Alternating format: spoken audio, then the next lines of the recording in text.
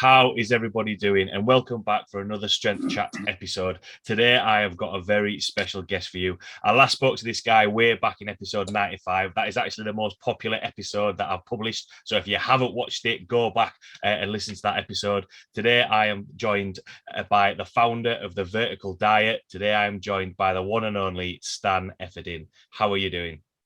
I'm doing great, man. Thanks for having me. We're a bit time difference here. I've got 9 a.m. in my time. What's your time there? So it's about 5 o'clock. So it's coming to the end of the day. So being in the gym this morning, had some clients, and coming to the close of the day. How's your day been? Early start this morning. Yeah, it's not bad. I get up before the kids get up. It's always a peaceful moment. Oh, good. So obviously, a while since we last spoke. Obviously, you know, everything not just in terms of training, but obviously the world was a little bit different over the last year and a bit. What's been happening in your world? What have you been up to? Well, I wasn't traveling as much. I didn't do as many seminars, of course. I did when I thought the lockdowns were going to lift.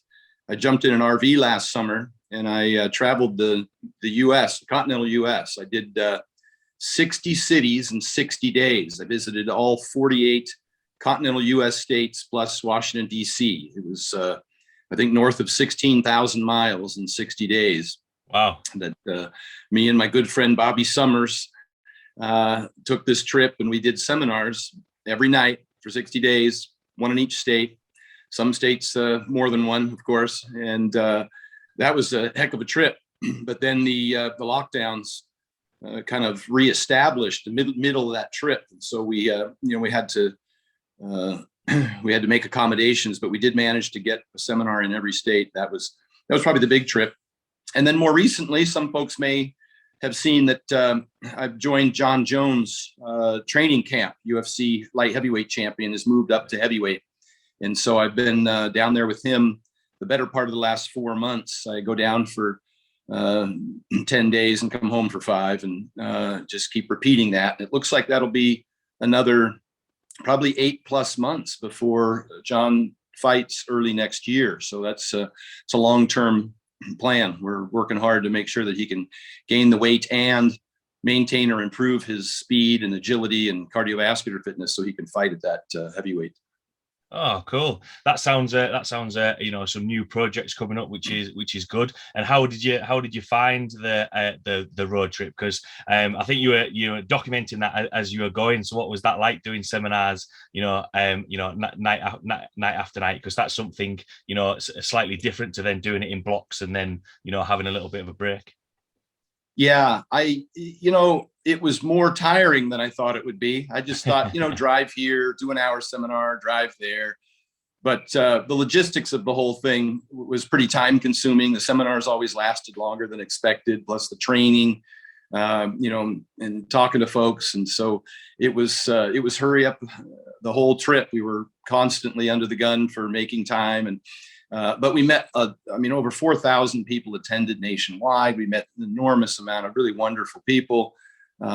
It's rewarding to hear so many people say that they've, changed their lives, made progress, whether in their health or their physical fitness goals. And they would share those stories with us. And Bobby, of course, talked about,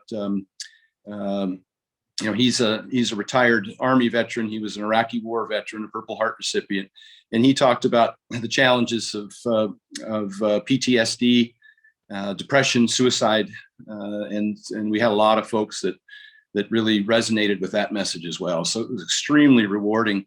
I actually intend to do another tour next summer for kids. I want to do a Vertical Kids tour when I release my Vertical Kids book, and go to high schools and speak to those kids about nutrition and training and mental health, to see if we can't help some of those kids as well. Yeah, on a little bit of a tangent about that, I think that's an area that is maybe a little bit undervalued in terms of, I know, it's not.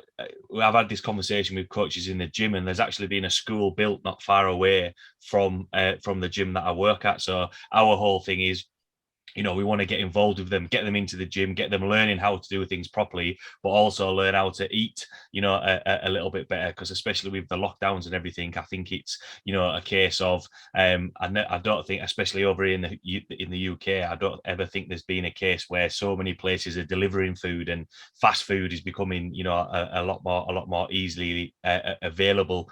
Whereas, and with the schools being closed over here as well, I mean, they're back open now, but that time where there could be learning and exercising, which is only going to be beneficial, I think sometimes over the last year they've maybe missed out on that a little bit. Whereas actually, I think it's really important that at a younger age they learn how to eat well, train well, and the benefits of that, that's going to lead them for the rest of their lives. 100%. Yeah. And, I have the Vertical Diet meal prep company nationwide, and we work hard to make sure that our meals are healthy. I know that it's convenient for people to use fast food, and we strongly encourage meal prep as part of our compliance program for people that are dieting. And that's, whether they're gaining or losing weight, depending on their goals.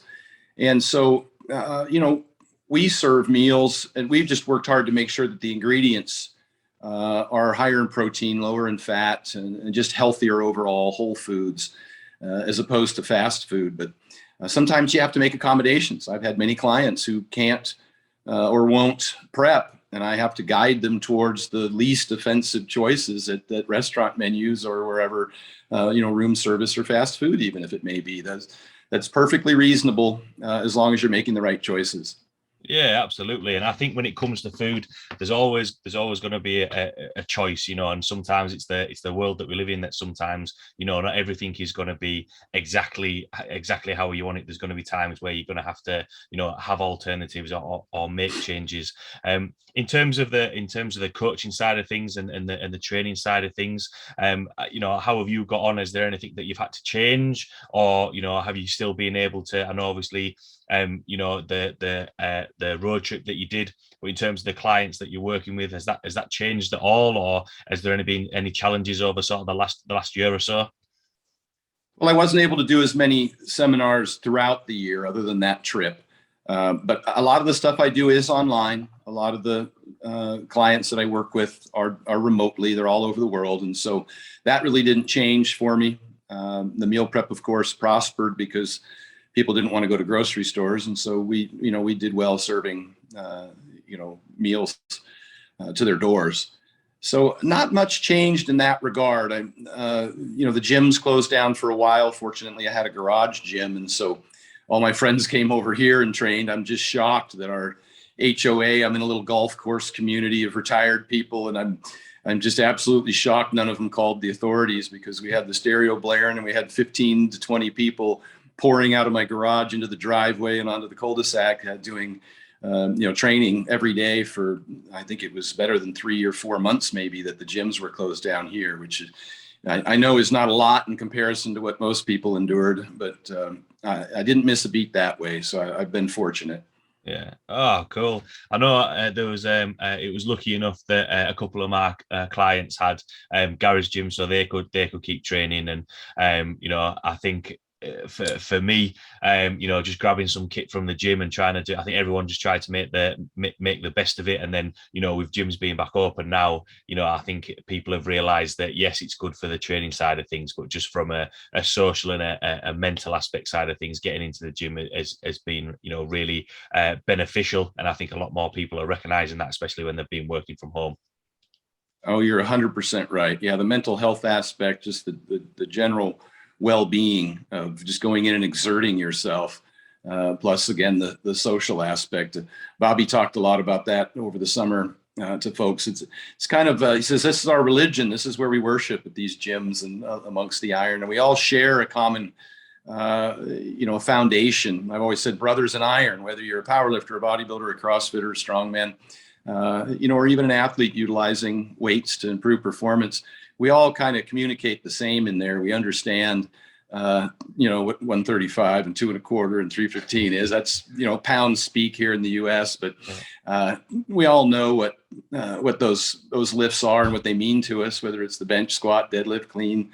We have a good measurement of where we're at, and we tend to look around and see others. And compare ourselves or try and pursue improvements in performance over time. And we just understand it's a grind. It's a labor of love. And we all tend to be brothers in iron, brothers and sisters in iron. Yeah, absolutely. It is that thing that I think it's one of those things where now that gyms are back up, and I know over here in the UK they've been open a couple of months now, but people are enjoying it and getting back, and realizing how important it is. That kind of goes into the to the first sort of couple of questions that I had in mind. And obviously, I know you've mentioned there, you work quite a lot online. Obviously, got a meal prep company as well. But in terms of quite a lot of coaches, they've had to change and adapt over the last year and a half. Whether that be being in and out of gyms with the gyms closing, trying to be online, trying to do something completely different, which might be if people can't train, focusing on a little bit more of the nutrition side of things. And I kind of wanted to, see your perspective, having, such a successful coaching career. What changes have you seen, throughout your sort of career, and what have you learned, and what changes have you seen? Well, in terms of career, I've always said that bodybuilding and powerlifting is not a career; it's a hobby. And these titles that we pursue are more of stocking stuffers for our resume. It might engender some people to us. It might even offend some others, depending on our pursuit.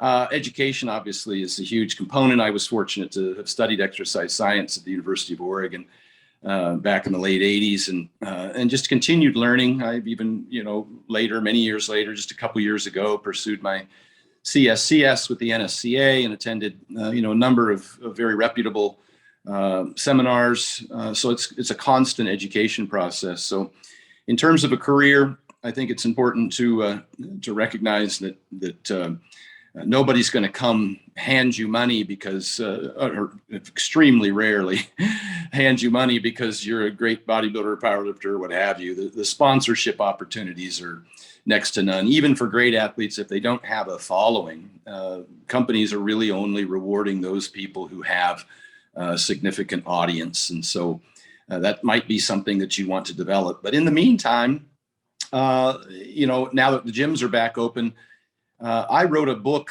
with a partner called Building a Career in the Fitness Industry. My vertical trainer, it's at stanefferding.com. And I've done over 200 seminars all over the world, 10 countries, all 50 states. I've met hundreds of gym owners. I've, obviously talked to thousands of trainers. I was even hired by Good Life in Canada to come up and train their trainers. I've been a trainer since college. I've owned gyms. I've trained thousands and thousands of clients, just throughout my life. And there's a few fundamental things to be successful that we talked about in the book. One is the vast majority of your clientele is going to be within about 5 miles of your gym. And so, it certainly makes sense to take advantage of the marketing opportunities available on social media. But at least initially, you're going to have to beat the streets and get referrals and do business to business, build relationships with, tanning salons and massage parlors and chiropractic offices. They refer clients to you. You're going to have to solicit business from a lot of folks. Everybody's a customer. We've got over 70%, overweight and obesity. And the rest of the 30% probably still want to improve some aspect of their performance, whether it's energy or sleep or those kinds of things. So I think everyone's a client, whether you're at the gas station or the grocery store or at a restaurant. You should always be kind of looking to see if you can build a relationship with someone and have them come visit you. After that, a few of the key components, it's really hard to make a living training one-on-one. You're just trading time for money. It's a very difficult process. So you're going to have to get into training more than one client at a time. And I'm not necessarily talking about classes. I think that you can train 3 or 4 very different clients, a high school kid or a soccer mom or an elderly individual, all at the same time, not together, but separately in the gym if you're a good trainer and you're able to get them started and monitor them throughout their training. It takes a little bit of skill and a little bit of practice, but we teach that in the book. And we even have live shadowing of our trainers out in Cincinnati. where my business partner runs a very successful business. He does over $1 million a year in personal training revenue. It's not gym memberships. It's not supplements. It's actual clients being trained by actual trainers. And it's a private facility. And that you really can only do that if you're training more than one client at a time. Another thing is you're going to want to do monthly recurring billing. It's the drop-offs from trying to ask somebody for a payment every single month. Your recidivism is very high. And so we set up a recurring billing system. They pay, maybe $300 a month for 12 sessions or $400 a month for 16 sessions. And then they can come and go as they please when you're, at the gym. Another thing that we do with our clients is we make sure and get referral opportunities for them so that they can get discounts on their training long-term.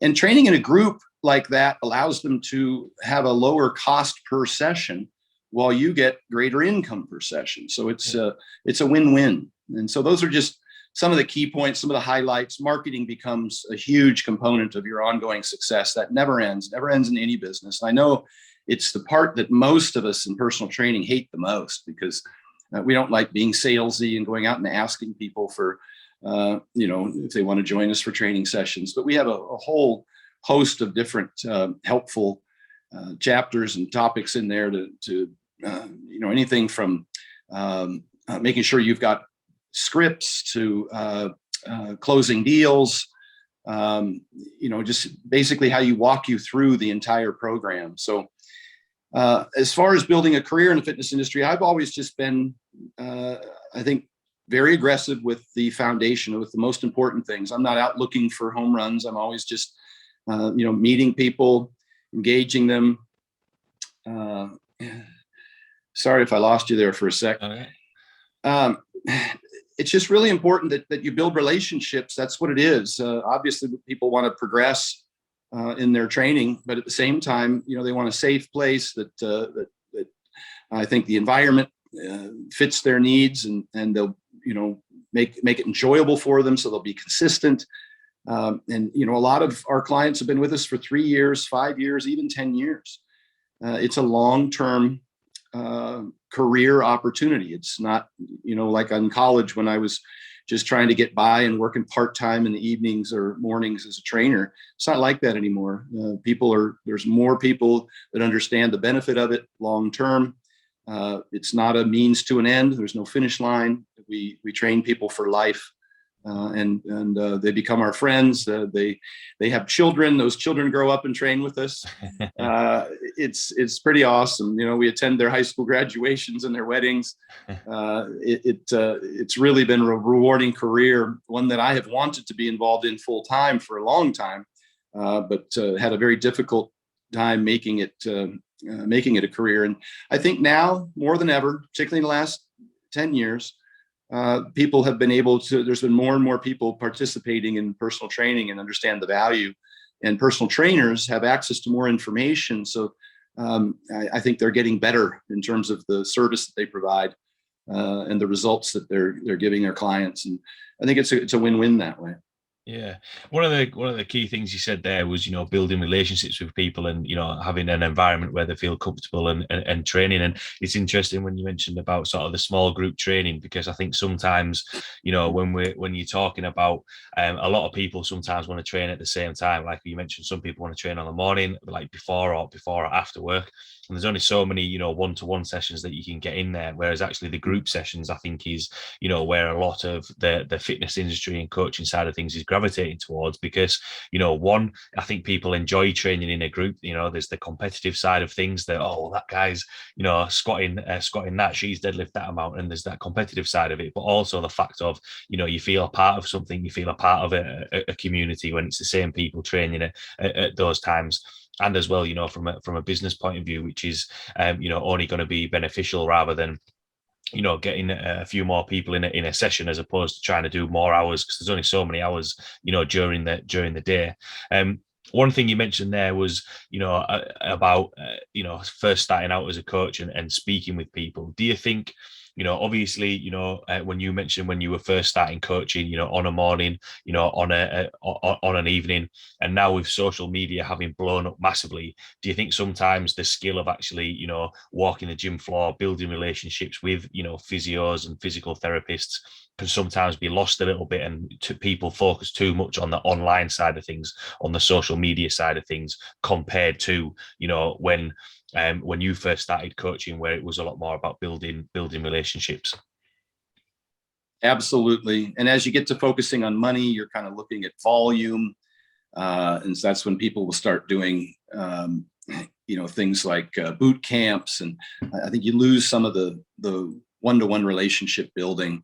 Nothing wrong with boot camps if that's your goal. I just, when I talk about group training, I talk about individuals just training more than one in a given hour. And if there's some, if there's a compatibility between two of them and they want to train together because they push each other and they enjoy it better, that's awesome. Even if they're different ages, they feed off of each other, like you said. But the relationship building part is important. It absolutely is.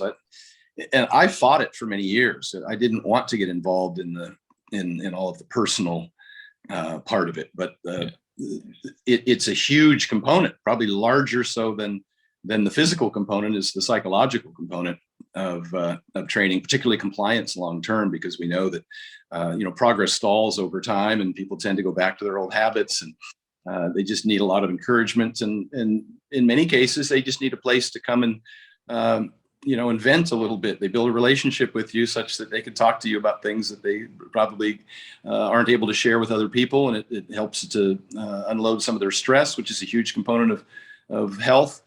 And so, yes, I think it's important to read some books on relationship building and to practice, engaging people and, being positive. And we talk about this in the book as well, ways in which you can improve your relationship with people and, look people in the eye and listen more than you talk, and just be interested. And when I say listen, I mean, they'll tell you a lot, and you can use that information to help them if you're really listening to them. So that has has more recently kind of been a lost component, particularly with the online training, mostly if it's email or via text.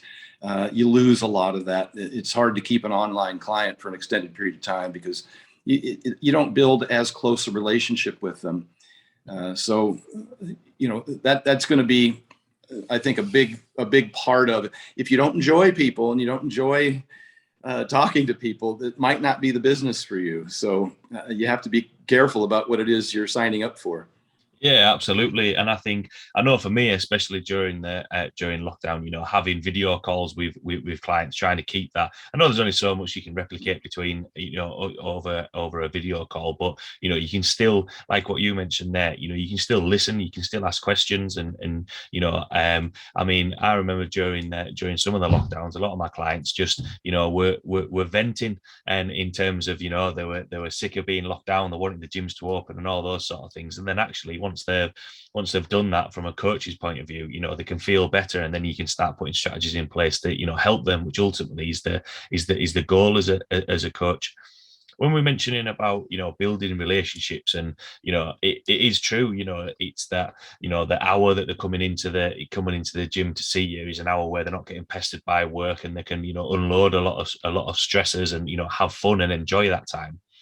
Do you think it's a little bit of a myth in terms of, that it has to be, you're the client, I'm the coach, we have to be very standoffish, you're going to do exactly as I say, everything's written down, rather than building that relationship? And do you think sometimes, that's where some, trainers can go wrong in their approach, in terms of having it a case of, I'm the coach, you're the client, and we're going to have that divide rather than working together as a team, and like what you say, building that relationship? Yeah, it's definitely a collaboration. Sometimes, you need to put your foot down and say, hey, this is not good for you. But other times you need to listen, because, again, compliance is the science. And if a client wants to do something a certain way or doesn't enjoy something that you're asking them to do, then you're going to need to be able to, to call an audible and find an alternative exercise that achieves the same goal, but encourages their participation. And sometimes clients will see things online or, chase these shiny objects, whatever it may be, whether it's keto or, they want to do some functional training on a BOSU ball. And, as much as it pains us to have to accommodate them, we have to, find a way, obviously, to educate them, but also to incorporate a little bit of what they want into what you think they need. I've had to do this even with professional athletes. Football players are notorious for, some of them are, for not wanting to do all their work in the gym. They're football players. They don't like lifting weights like I do. I'm a bodybuilder power lifter. I love lifting weights, but not everybody does. And so you got to kind of find a way to keep people engaged and make it enjoyable for them. They should leave the session refreshed. There should be a win. I'm always trying to find ways they can set a new PR. And that could be, in any variation, whether it's reps or whether it's a top weight, but with a whole host of different exercises and variations of those exercises. Hey, this is your deficit chain loaded deadlift PR. Great job today, Yeah. And I want to find something, and I'll have a list of maybe 20 different movements that they can PR in, and it might not just be top weight. It could be, total repetitions, or it could be total volume in a certain time frame. So I can adjust the rest periods and have them do 100 reps with the dumbbells, the incline dumbbell presses, and put a clock on it. And they just go kind of at their pace. And I say, well, last time you did this in this many minutes, and this time you did it in less. That's a win. That's PR. That's progress. Good for you. They get a pat on the back. They leave feeling great. They've won, and they're more likely to come back the next day or the day after to train with you again. That's very important for client retention. They don't always listen to you, and they don't always enjoy what you think is the best. And don't let perfect be the enemy of the good. Is what compliance is the single most important thing, whether or not they're doing everything you want them to do at that time. Very important. Yeah, absolutely. And I think that's key, that you mentioned there, you want them feeling good when they go out of the gym, and that they have that win. It isn't a case of do you think on the flip side of that, in terms of, right, they're coming for a session for an hour and trying to get everything in, and they shouldn't be walking out feeling awful and feeling broken or anything like that. It is one of those things of they're there, and you need to find those wins for you to get out from there. Just touching on that, because obviously when you speak to, in terms of the personality of coaches, everyone's different. There's people that allow, people that are quiet, people that are a little bit better at talking, a little bit better at listening, but having those skill sets across the board. Do you think sometimes when we're talking about having those PRs there, because I'm the same, I want my clients to get the win out of every session and feel good. Do you think sometimes some coaches and trainers are a little bit, worried about that, to be labeled as, oh, well, all you do is, cheer people on, it's easy when they're doing exercises like that, and feel as though that they need to be serious, and they need to be, oh no, we're doing everything exact in terms of programming, rather than again falling back onto that relationship, making sure that they're feeling good when they're walking out of the gym. Yeah, I guess it depends on the client. If the client's a competitive athlete that has a certain goal, a performance goal, then you're going to have a more regimented program for them, most certainly, and it's going to be more specific to their sport. And but if your client is a middle-aged person who's suffering from back pain, and that movement and consistency is the most important component, then you're absolutely going to try and just make sure that person comes back and keeps coming back, because we know that most injuries or pain, we'll say, not injuries necessarily, resolves itself within 4 to 6 weeks spontaneously, just from general movement being more successful than specific therapy. So I think we're in the position to do more for people than any other provider as a personal trainer. Of course, respecting the fact that some folks may have problems that need addressed by medical professionals. There's certainly always a referral opportunity.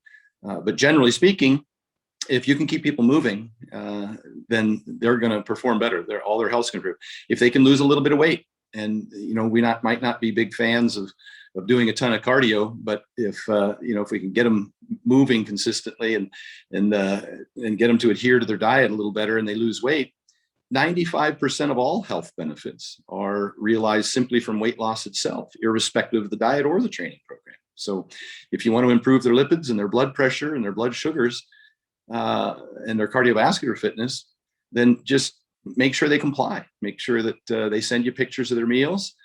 They take their 10-minute walks, and they come in and exercise to hold on to lean muscle mass. And that's, if that's what you can do, I think that's the big rocks. That's more important than trying to pursue some sort of some goal that isn't sports specific. That's not their goal. Yeah, absolutely. Is that case of, people are wanting value and know that, you're keeping on top of them, because ultimately that's what, people are paying for in terms of a coach, because they feel as though they, potentially may not have the tools to do it themselves, or they need that accountability. And that's what you're there for as a personal trainer, to give them that value and to, ask them about the food and help them give them the tools to go after their goals. In terms of when you mentioned there about the different types of clients, because you mentioned that you'd studied sport and exercise science, and I think a lot of things that when you're doing performance tests and you're learning about a lot of these things, you can sometimes relate it to athletes who have a very specific goal and are very one-track minded, and you can have a bigger skill set, if you like, compared to sort of like the general population. What are your thoughts or your experience of working with a varied client base, or trying to be very specific early on? What are your sort of recommendations and experiences? Well, there's kind of two roads here. One, it's very difficult to make a living specializing in athletes. There just aren't enough of them. They generally can't afford the time and energy the investment that it takes. Or there's a line of people right behind you that are willing to train them for free, simply to put them on their resume.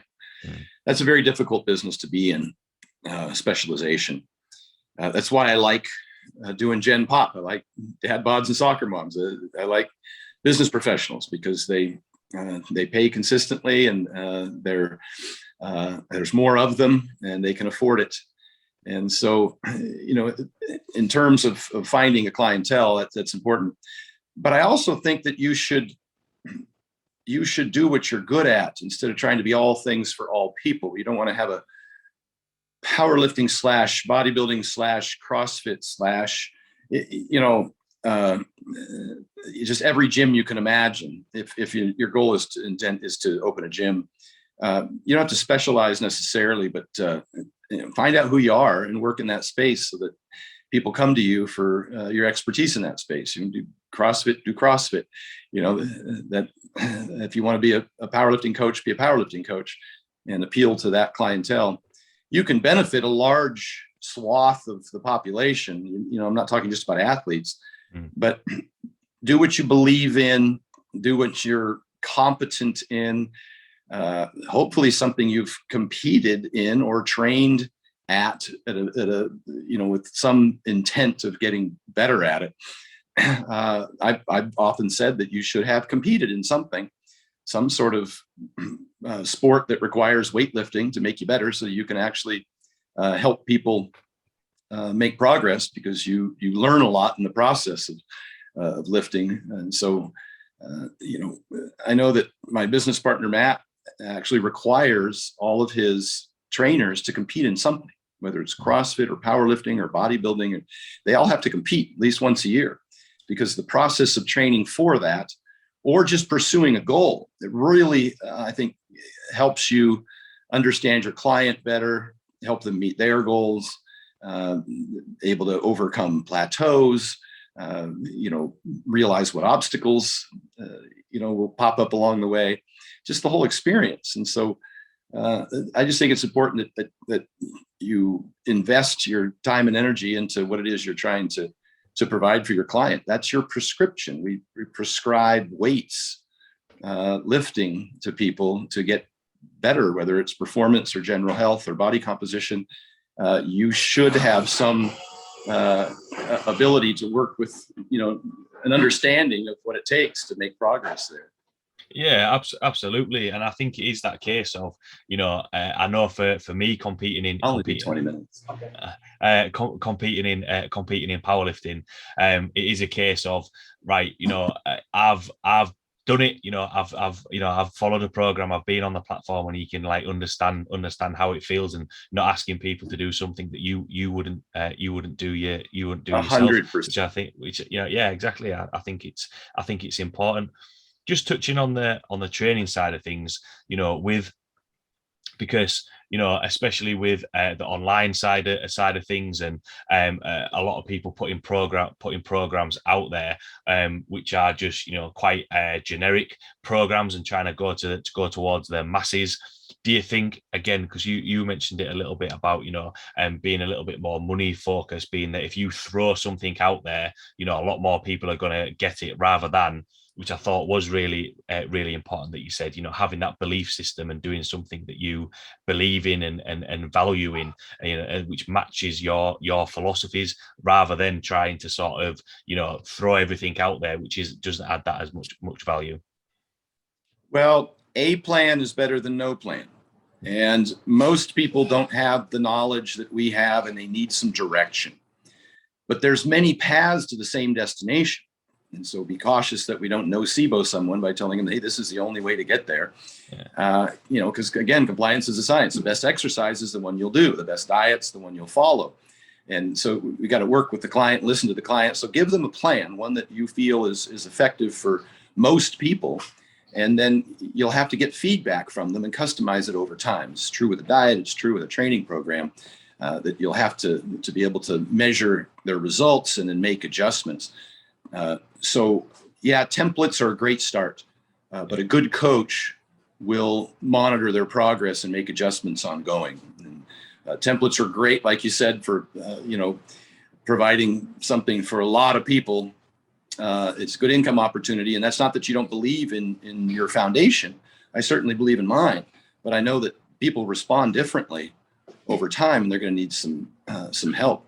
I've said there's many paths to the same destination. If somebody comes to you for directions, they're going to want a very detailed plan. They're not going to be, it's, somewhere over there. It's northeast of here. They're going to want they want to know which highway to take, which exit to take, what street to turn on. And you can give that to them initially. And then along the way, they might get a flat tire. They might run out of gas. There might be construction. And, you have to mitigate that on the fly. So we talked about calling audibles.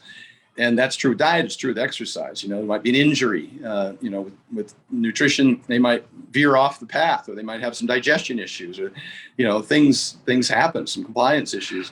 There might be foods that they don't enjoy that you prescribe to them that you're gonna need to make an adjustment for. Meal timing, whether or not their schedule accommodates it. The same is true of training. When can you train? What's your schedule accommodate? And you design the program around their lifestyle so that it can become a lifestyle. So that it's sustainable long-term. So all of those things matter. I think programs are important. Your clients demand that of you. If they ask you for a training program, they want you to give them exactly sets and reps and days to train. And they want it exact. And even though that's not critical, that you can, there's lots of different programs. Same with diet. They want you to tell them exactly what to eat. They want a grocery shopping list. They want you to go to this. They want to go to the store, pick up everything that you told them, make exactly the meals. What do I eat for meal one? They want you to tell them, is it 3 eggs or 2? That's what they demand. And we both know that that's not critical. Maintaining a calorie deficit, getting adequate protein, those things are critical, but then now they're shrugging their shoulders. Okay. Hey, thanks for the ballpark, but show me my seat. And they really want you to tell them exactly what to do. It's not their job. They haven't spent their life studying this as we have. Yeah. And so they want a template or an actual program that they can start to follow, and then they can learn along the way. When they have questions and you respond to those questions, that's when their education begins, and they can make adjustments. And and hopefully progress and reach their goals that way. Yeah, absolutely. And I think that's, from the coach's side of things as well, you mentioned there that, people will want guidance and advice, but then, some people may, because I think some coaches and trainers can be, a little bit worried about trying to put things out there that are standard and can reach a wider audience, but sometimes people might, have a couple of tools in their toolkit, and might just need a program. They might just need a guidance in certain things. But then that way, if you keep giving them value, they might come back and then want a little bit more of a personalized plan and have a little bit more value. So I think it is, being able to strike that balance a little bit rather than trying to be, be everything to everyone, meet the client where they're at, rather than, if somebody doesn't want advice on X, Y, or Z, don't then try and give them loads of things, because, they may potentially come back for some questions. Obviously, you mentioned there about adjusting the program when it's working with the client, and you mentioned at the start that continued education as a coach and a trainer. What do you think you've changed throughout your sort of coaching career, and what do you recommend when coaches and trainers are trying to be in this for the long game? Is it a case of what they very first learned, they need to still sort of practice and preach that as they go along, or do your thoughts and your education system change as you go along, and you're always adjusting and adapting your thoughts and philosophies on training and working with clients? There's never been a better time to be a personal trainer, or a nutrition consultant in this industry, because there's so much information so readily available. Sure, you have to sift through some of the garbage, but I think that the best stuff is starting to float to the top, and it's pretty easy. A lot of these guys have done all the hard work for us. It's pretty easy to scoop up the big rocks, the important things. So follow some key people. Like I said, I went back and got my CSCS for the NSCA. That is a very well respected, very comprehensive program. There's other groups out there in nutrition, like the International Society of Sports Nutrition. If that's your goal, they have a journal of the International Society of Sports Nutrition online, where you can get position papers on just about any question you have about macros, about protein intake and meal timing and intermittent fasting and keto and creatine supplementation and supplementation in general. And if you want to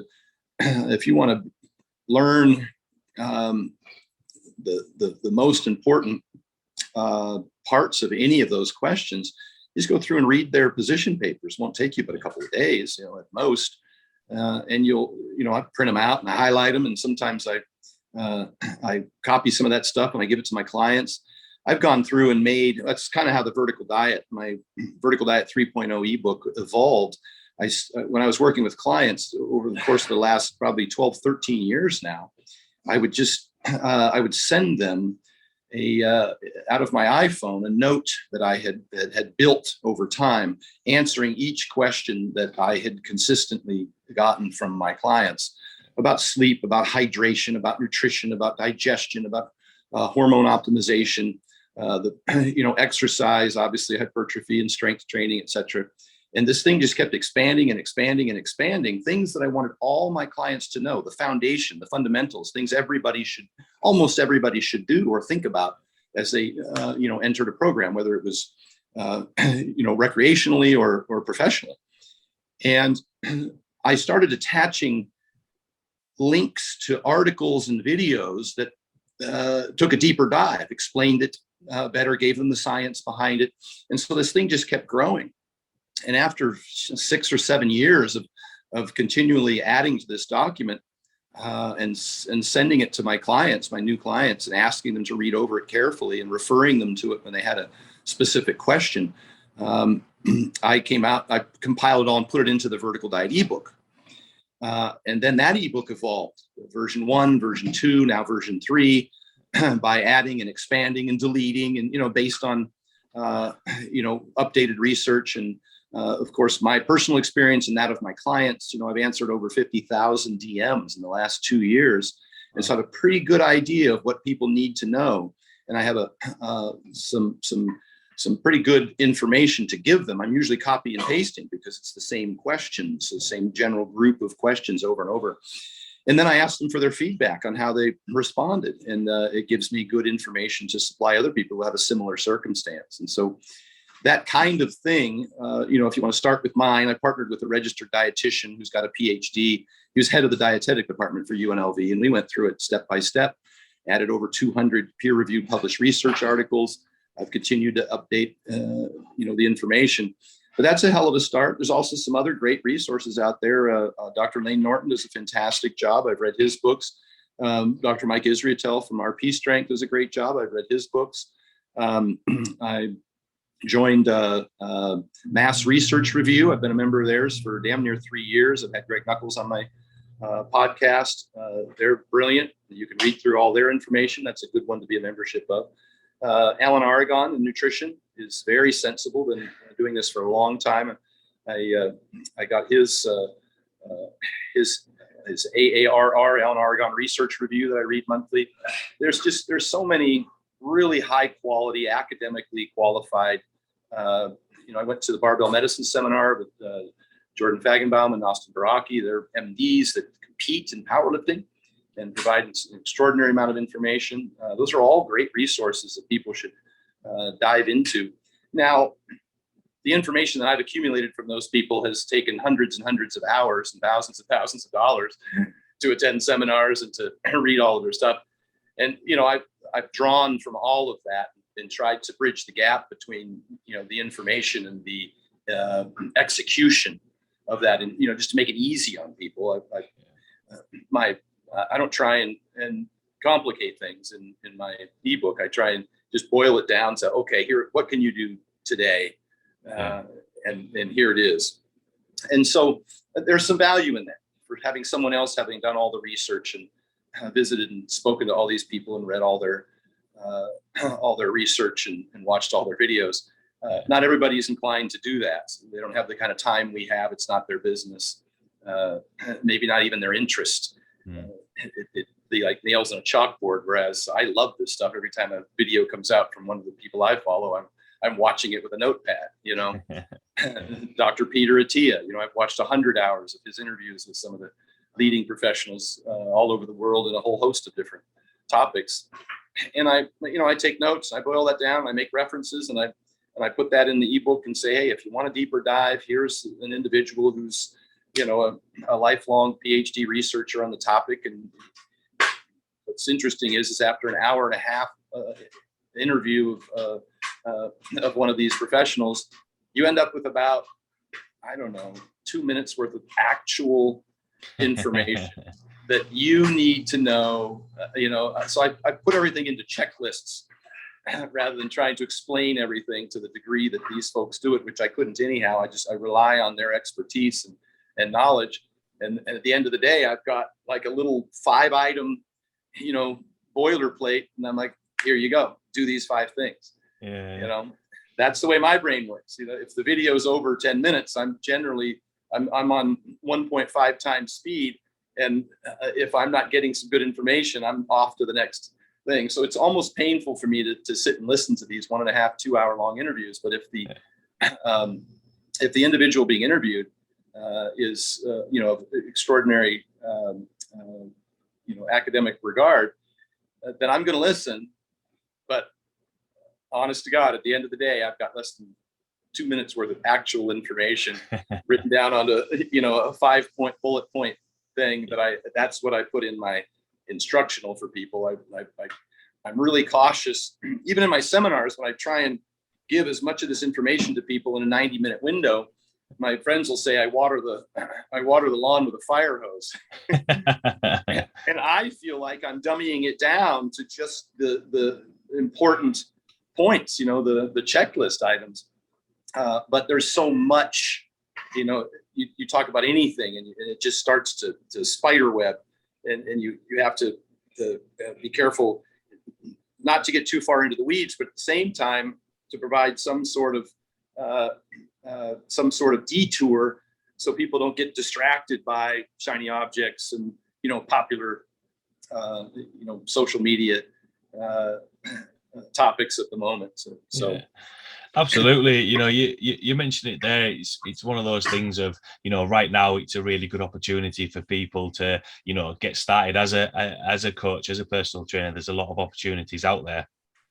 And as well, I know from the last time that we spoke, the last podcast chat we had was a lot about nutrition. Having read your book, you've the experience that you've had, the knowledge that you have, and put that into your book. There's people who have put those hours in so that you can learn from that and use that information to work with clients. I know it's been helpful for me following the content that you put out there, but then equally, it's then up to me to be like, right, okay, right now I need to actually implement it and put my hours on the gym floor. And that's probably the same for a lot of coaches and personal trainers listening, because there is content out there. I'm a member of MASS as well, and it's a lot easier when if you're reading a research study, they're quite hard to read, whereas when they've written it into an article, it's a lot easier to follow. You can get a lot of information out there, and that's only going to benefit your knowledge as a coach.